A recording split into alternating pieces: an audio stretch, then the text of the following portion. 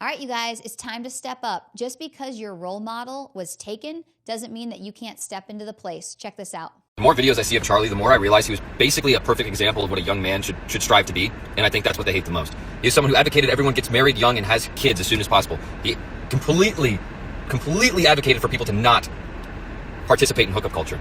The last video I saw of him that inspired me to make this, he was saying, if you want to be the best version of yourself and you want to live the best life that you can possibly live, you can't do what everybody else does. You can't go to the bars every weekend, get blackout drunk every weekend, and hook up with a random stranger every weekend. That is so unfulfilling. And Charlie was literally a perfect representation, bro. He was a hard-working individual. He had a purpose that was bigger than himself. He fought for truth, and he fought evil. He advocated everyone had kids. And I think the thing that the system fears the most is people thinking for themselves, but not only thinking for themselves, but having children that also think for themselves. And I don't want to use Charlie's name for views whatsoever, but I feel so compelled to talk about this because I don't want his death to be for nothing. That is what scares me the most, because this is so insane. I can't believe that this is even happening. And I feel so convicted. I feel such weight on my heart to do my part and talk about Christ, because I think that's everything that he would have wanted, you know? And I think that it's the least I could do. You know, he literally risked his life to fight for truth and to speak about Jesus.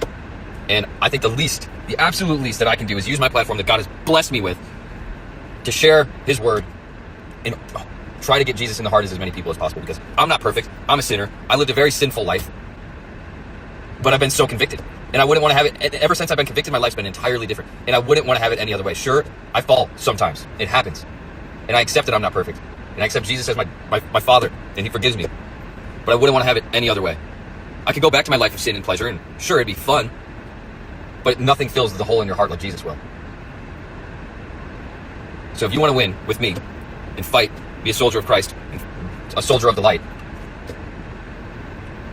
just let Jesus in more, bro. Let him in. And speak with your chest. Have a family as soon as you possibly can. Abstain from lust as much as you possibly can. And fight for truth, bro. Woo! I love young men like this stepping up and being an example for others where it isn't cool, right? I think we need to change what's cool, and I think it's starting with Charlie Kirk. It's the turning point. What do you think?